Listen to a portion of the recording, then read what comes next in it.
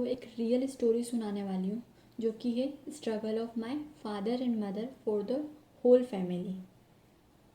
बस अब आगे देखेंगे अपन। तो यह कहानी जब की है, जब मेरी मम्मी की शादी करके आए थे और उसके थोड़े टाइम बाद ही उनकी जॉब लग गई थी, जो कि मेडिकल डिपार्टमेंट में लगी थी। पर वो तो एक औरत है ना, वो कैसे जॉब कर सकती हैं, ये लोगों का मानना था, क्योंकि हम लोग गांव में रहते थे। पर मेरे पापा का साथ मेरी मम्मी के लिए असंभव से भी संभव कर दिखाया। लोग कहते रहे औरतें नौकरी नहीं करती, पर साथ जो था पति का, हर असंभव को संभव कर दिखाया। पर सुनना अच्छे से, अब लोग क्या कहते हैं, आप वैक्सीन लगवा दोगे क्या? तो यही वो वक्त था जब से संघर्ष शुरू हुआ। जब हम लोग किराए के मकान में रहते थे, मम्मी जॉब पर जाती थी और पापा काम पर मुझे अपने साथ ले जाते थे। जब पापा को सिर्फ 100 रुपये और मम्मी को 2000 रुपये मिलते थे, जिसमें से भी 2000 रुपये घर हमें भेजने पड़ते। उस समय मम्मी के पास 2 जोड़ कपड़े थे। उस वक्त उनकी भी इच्छा होती थी कि मैं भी कोई कपड़े खरीदूं, पर इतनी आमदनी नहीं थी। पर पापा मम्मी हमेशा यही कहते थे कि संघर्ष का फल देर से ज़रूर आता है, पर बहुत अच्छा आता है। उसी उम्मीद से आगे बढ़ते रहे। कभी पापा मुझे अपने साथ नहीं ले जाते तो मैं फिर अपनी मौसी के यहाँ रुक जाती, जो कि बिल्कुल सामने ही रहती है। मैं भी इधर उधर घूमती रहती थी, क्योंकि सब अपने काम में व्यस्त थे। जो खाने को मिल जाता वही खा लेते। पर वो जो लोग कहते हैं ना, वो बस कहते ही हैं, कभी आपकी मदद करने नहीं आते। पापा साइकिल से जाते थे, मम्मी पैदल। बड़ी सिटी थी ना, गांव से शहर आए थे, इसलिए सब बहुत अलग था। मम्मी को डर भी लगता था, पर धीरे धीरे आदत सी पड़ गई थी। मम्मी बताती हैं, वो जब पैदा होते थे ना, तो जिसके पास गाड़ी है उनको देखकर खुश होते थे, क्योंकि ले तो सकते नहीं, इसलिए देख के ही खुश हो जाते थे। जब मैं घर रहती थी तो बाहर ही रहती थी। जो लोग बाहर होते थे, जिसके मम्मी पापा दोनों काम पे जाते हैं, उन्हें वे धुतकार कर भगा देते थे। उस वक्त स्थिति भी खराब थी। कहीं तो नाक बह रही होती थी, कहीं कपड़े जा रहे होते थे, इसलिए लोग भी भगा दिया करते थे। उस वक्त भी स्थिति खराब होने के कारण ये सब चल रहा था। पर मम्मी तो रोज़ ड्यूटी जाते थे, तो फिर मैं भी धीरे धीरे बड़ी होने लगी थी, खुद का काम खुद करने लगी थी।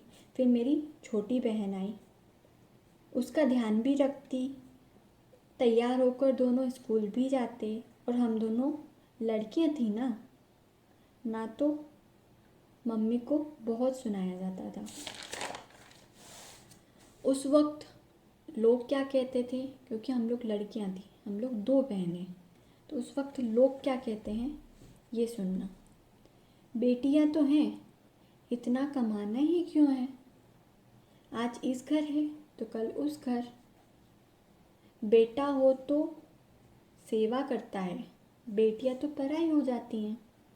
पर ये सारी बातें लोग कहते थे, और कुछ तो आज भी कहते हैं। पर कहते हैं ना, लोग तो कहेंगे, उनका काम है कहना। पर मेरे मम्मी पापा की इन लोगों से बहुत अलग सोच है। कभी ना भेदभाव किया था, ना ही करते हैं, क्योंकि बेटियां तो पापा की परी होती है ना।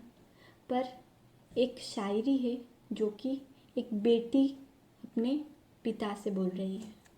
मैं बदला लेकर दिखाऊंगी बापू, तेरे आँखों में आए पानी का, और वो फालतू बोलते थे मिलने को तरसेंगे, ये वादा है तेरी बिटिया रानी का।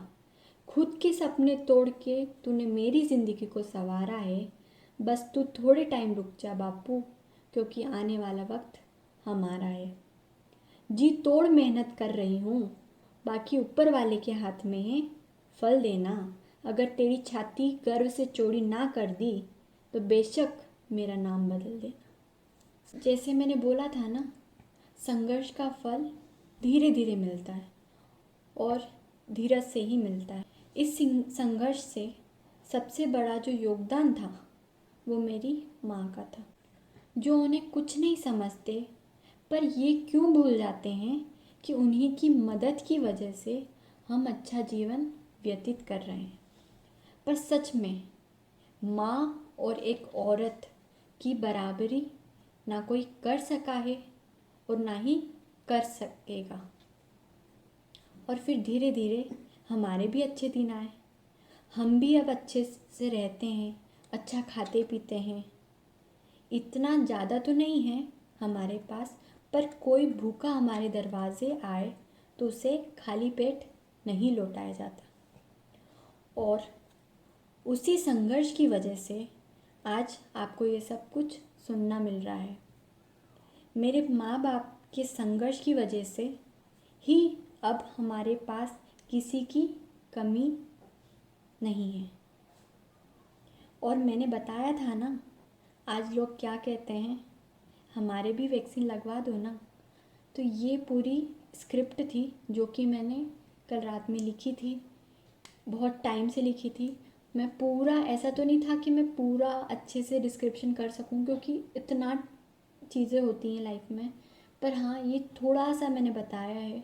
बहुत स्ट्रगल हुआ है, बहुत हद से ज़्यादा। ये तो सिर्फ बोलते ना कि एक वीडियो में अपन ने ख़त्म कर दिया, पर ये इतना नहीं होता है, बहुत बड़ा स्ट्रगल था।